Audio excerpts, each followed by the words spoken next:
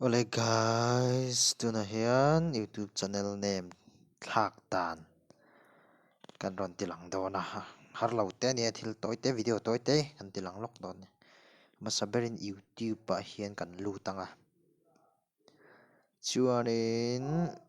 YouTube pa kan lu zo chuanin he ta achung lam ding lam ha kan profile ate hian achung lam ber ding lam kan profile a hi kan lu tanga chuanin ear channel la hi kan lu tanga setting a hi kan lut bawk anga chuanin tian kan thlak to mai don ni next mizo tih kha mizo next tin kan thlak anga kan okay nga aloin chen to mai don ni he next mizo tih te kha mizo next tin ka thlak a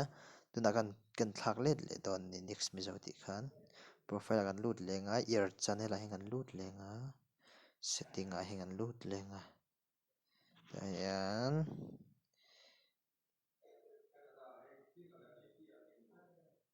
next mizo kan okay nga tikhan aloin chen to mai don ni thil harani lo ania kan lo me